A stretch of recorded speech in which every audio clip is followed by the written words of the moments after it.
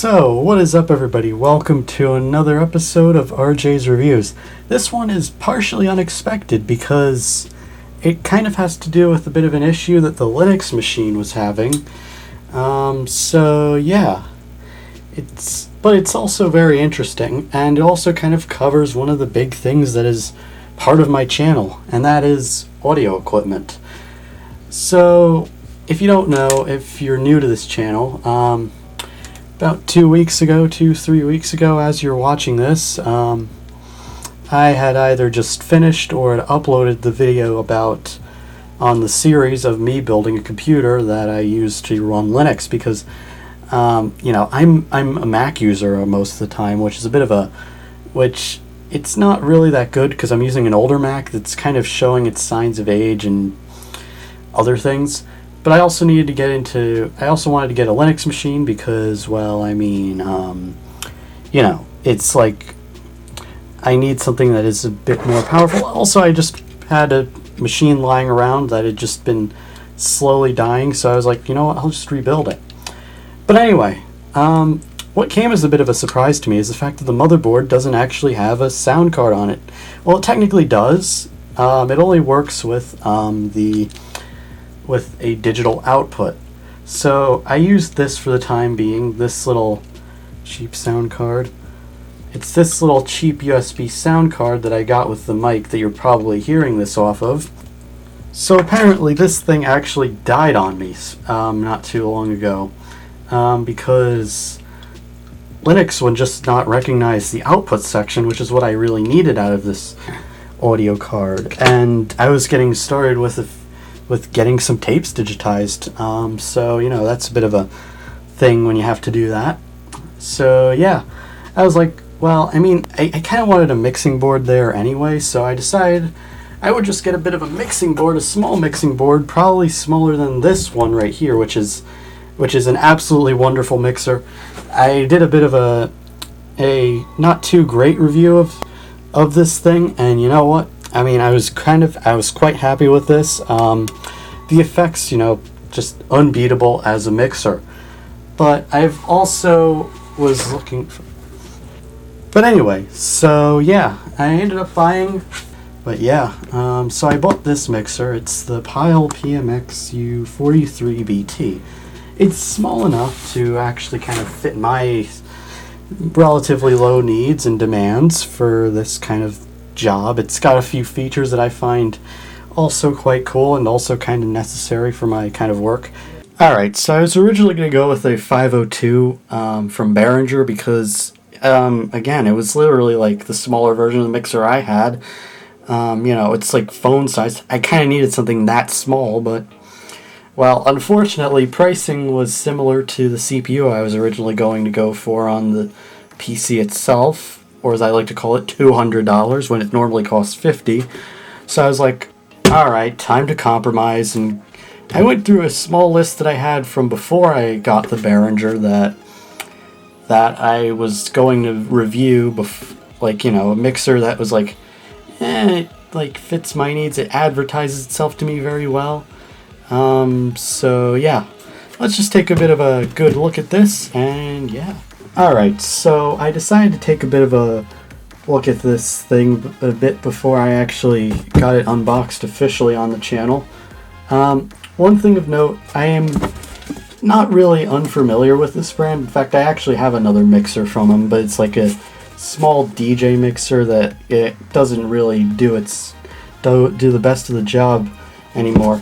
One funny thing that I really noticed is that if we look at the QR code that they have, you can see a good old line through the QR code, and I'm pretty sure that renders said QR code rather useless.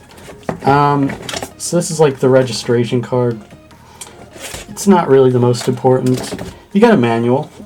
Pyle's manuals are okay sized. This one's being like 11 pages long. Not half bad. You get yourself a bit of a USB Type A to Type A cable because the mixer itself has a front kind of has the top USB Type A cable.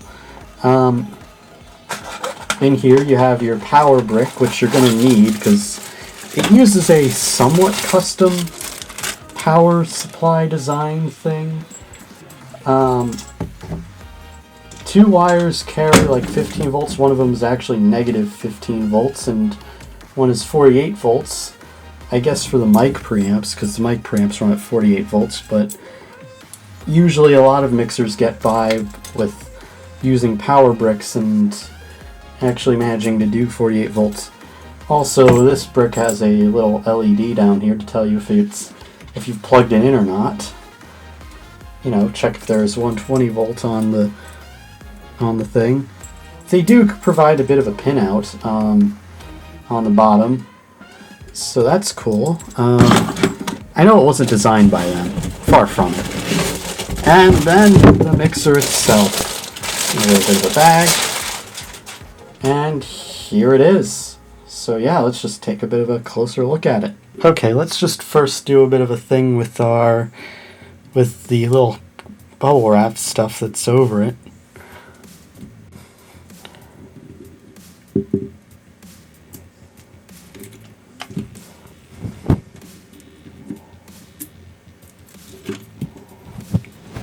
Alright, so some solid first impressions here. First thing I noticed, it's really wobbly. I checked under it. It's definitely not anything on the table. It's got a bit of a wobble to it. Fader looks quite nice. It feels nice. Is it a legitimate 60 millimeter? Let's just measure that one. Okay, it's a 70 millimeter. Bit above my expectations. Just hope my calipers aren't deceiving me. But yeah, one weird thing that I've noticed about this is that, well, besides the fact that when they attach it, they put their EQ at 0, it's like they put it at like the minimum value from the factory. That's a bit of a weird thing. But more importantly, I don't know if you could see this, but audio level is not measured in logarithmic dBm, or kind of how normal mixers would use it. It measures it from 0 to 10. That's very irregular in the world of mixing boards. One big issue I find with it is it 0 to 10 from there going up, or is it like 0 is like, it's like 5 is like the actual 0? I mean, it's confusing to me, someone who comes out of a world that actually has like a, you know, like where the mixers are actually good. One thing I do like about this though is the fact that they used one of the space-saving XLR connectors. As you can see, the XLR has the big thing in the center. Just get it up there. That is a 1/4 inch jack. That's a 1/4 inch jack. That's really nice. It's 4 channels, so you have your 3rd and 4th channel over there. You can switch that between channels 3 and 4 and USB. Now I'm going to be most of the time putting it on USB. USB is also kind of a bit of almost a blanket statement, I'd say, because sometimes it could be used as an MP3 player with the flash drive plugged in. Sometimes you can have it on Bluetooth mode, where it acts as a Bluetooth speaker basically, even though it's actually a mixing board, or a USB that goes off to a PC. Now that's the reason why I bought this thing, the USB that goes to the PC, because, you know, I do a lot of mixing with a lot of things, but I needed the sound card most for the Linux machine. That's the big deal here. You have some nice main outputs, really nice, just right there, right where you would expect it, kinda. There's the sends, returns, there's the control room output, there's the headphone jack.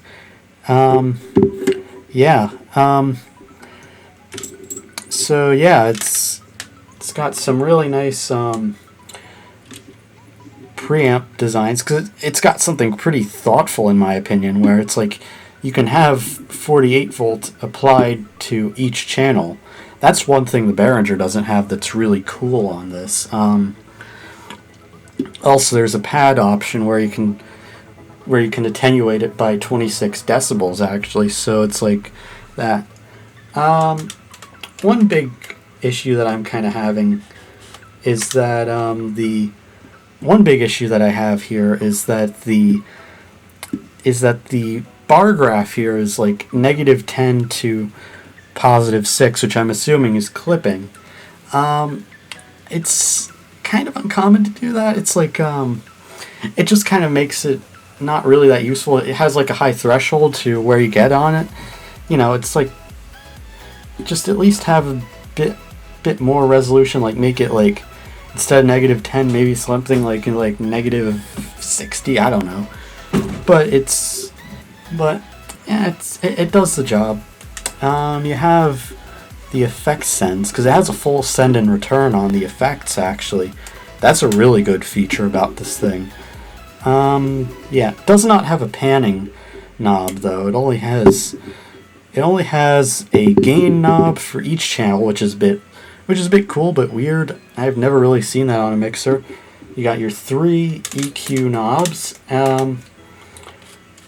and you have a pan, an effect send, and the USB. Each effect send has a clip LED because there is no pan knob or anything for any of that stuff. I'm also going to probably do a few examples of the effects on this unit, because there is no documentation on the effects system in here. All I know is it's 16 effects, but I think they're mostly the reverbs and delays. But anyway, let's go and test this out and power it up. Now, one weird thing that I noticed is that when you plug in the USB into the plug for the USB, it just powers itself on like there's no problem, even though the power thing is not on. Now it auto detects the Mac already. I'm testing it on the Mac right now, but let's just power the rest of the mixer on, and yeah. So I've plugged my mic into this mixer and a USB flash drive into the USB section of it. The USB's got a lot of non-copyright music on it, and we can just test it there. It's all the music I've been using in all my videos in the past, and it's not a half bad thing as a USB player, and it's also not really that bad elsewhere. So yeah, it's not bad in that respect. Alright, so the first effect here it's kind of a delay. Let's just get rid of our USB here. But anyway, so yeah, it's not, I don't really know what it's going to sound like till I hit code. Alright, so our second effect is a bit more of a reverb. It's a bit longer. I'd say it kind of reminds me of like being in a bit of a small room almost. So yeah, that sounds okay. Do our third reverb. Most of these effects are reverbs. This one's just the same thing but a bit longer. Let's check out our others. Yeah, so this is a longer reverb. Some of them have some kind of vibrato to them. That's a bit weird. Yeah, but it's an okay reverb. Alright. Let's try this one. Now you have to wait like 3 seconds before you can actually listen in on it. You know, kind of before the reverb actually goes in and goes through. This is more of a delay than a reverb, I'd say. But there is that kind of reverb-ish effect to it. Let's try our 6th reverb, which is also a bit of a longer delay. Again, there's no name for this. I'm just going to pop a name that I usually would associate it with in there. I'm going to also put in the timestamp thing for YouTube. And none of these reverbs are really that wild from what I've seen. They just add like a delay or a few things to the audio. Yeah. You do actually have to wait a few seconds for it to get to work. Yeah, it's a bit of a thing. Let's get to the 9th reverb, which this is actually a reverb.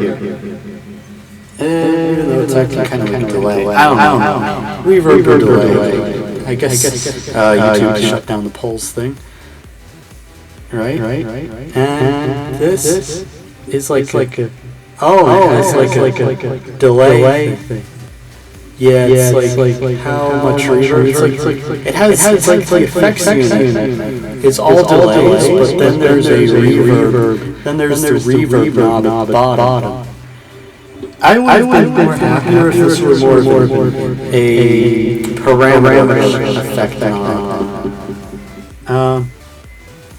I'm gonna keep the reverb at max because these are all just delays. Yeah. Let's do another one here.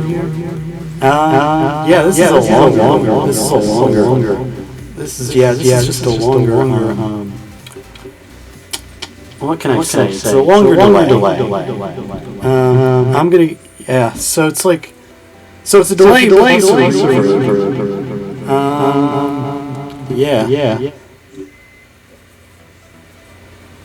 And this I think is also quite long.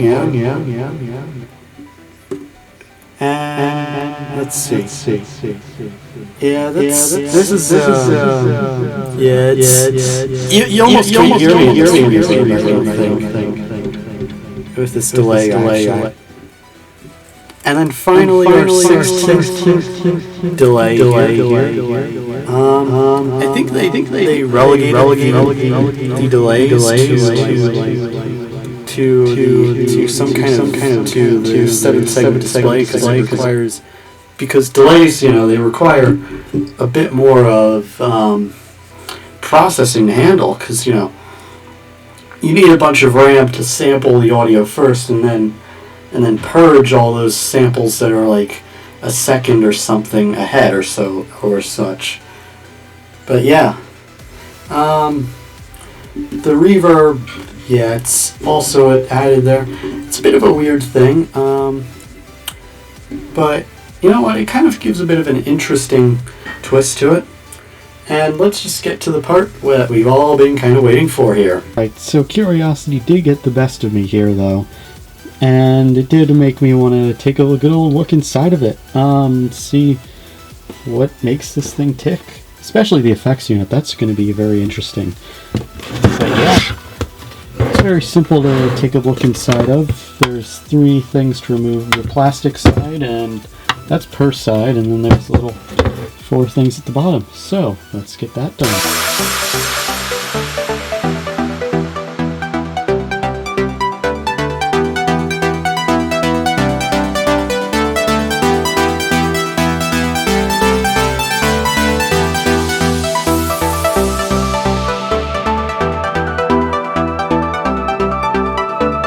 Alright, so now we are in this thing, and so right off the bat we have our power supply input, which is 12 volt, 45, 15, ground, and negative 15. This one, not this one, and this one are actually connected to something, while the others are either from an internal voltage regulator of some kind or something else, probably for the op amps down there. These op amps, which are for like the individual channels and stuff. Pretty sure that one that I was just pointed to is for master fader. But what I really wanted to bring attention to was the effects unit. So your whole effects unit is just right over here. It is controlled by these 2 chips. And oddly enough, this is why this mixer is one of the biggest complaints for this mixer is that it's only delay effects. Well, apparently the reasoning behind that is because if my best guesses of just eyeing it are correct, this chip here, this smaller chip here, is what controls the effect itself. Unfortunately, I'm zoomed in as tight as possible because I do want to get a view of these individual chips. But yeah, this is a little microcontroller around here with a little bit of code on it that detects the encoder that's on the other side of the board and checks which effect is which, and and if it detects like a movement in this direction, it would probably just add one, or because it's on the other side of the board, it would subtract one, and then vice versa, it would do the other way, it would add one.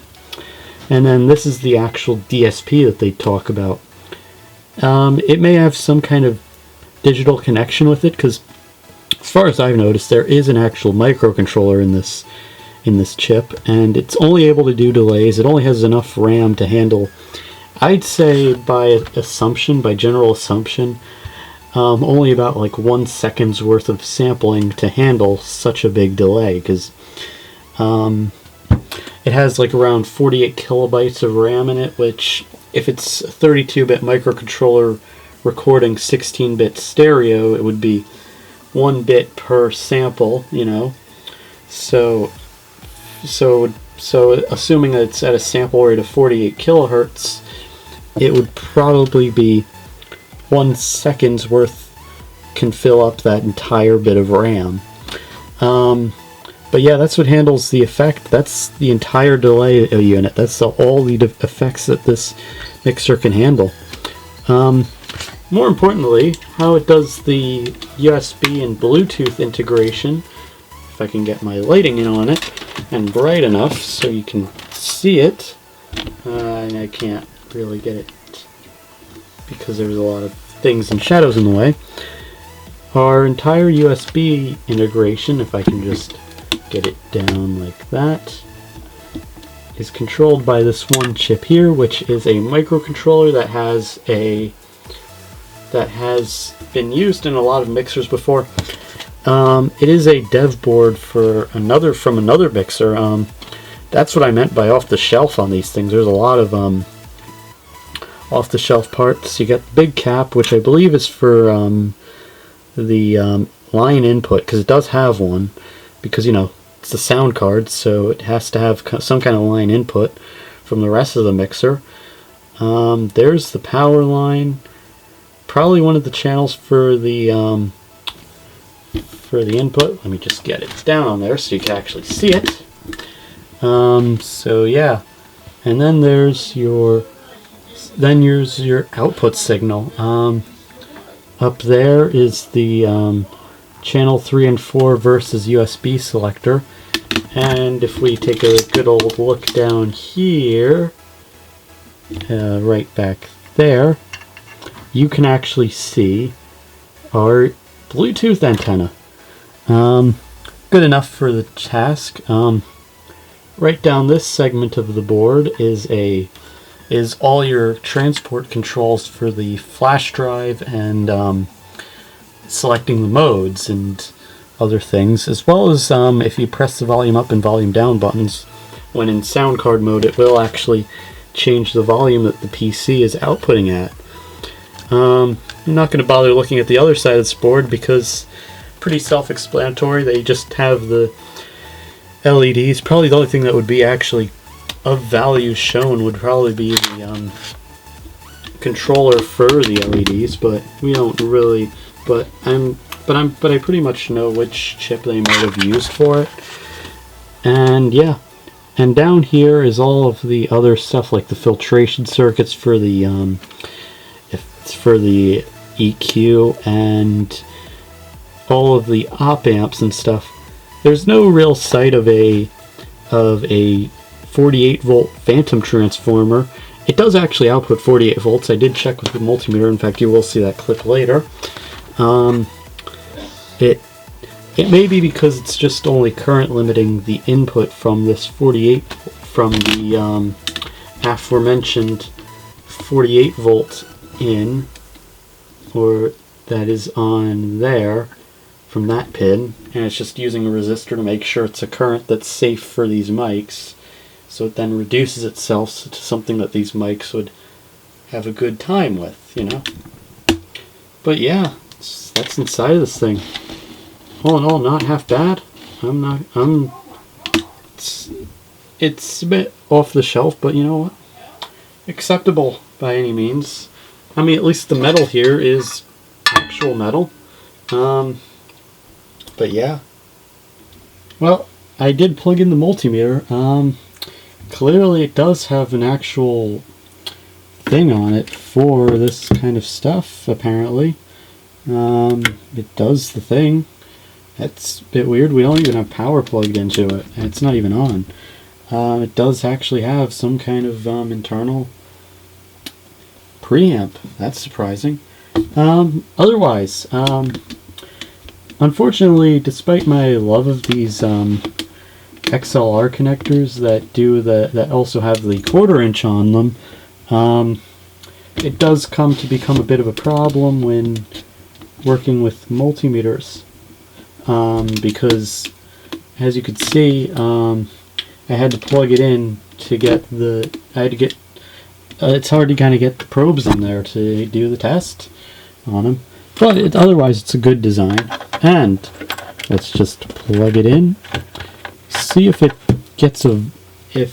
just goes and has the voltage as it just turns on. Okay, it's not on, but none of the preamps are on. There's power. Let's power it up. Okay, that just powers up the 15 volt side of things. Now let's just check if our 48 volts are actually 48 volts. And that I can say with full certainty is 48 volts. We'll say 48 volts there. It's good enough. In fact, it's a little bit over. Nice. There we go. Nice, we got 48 volt. Alright, now let's just do a bit of a current test on it.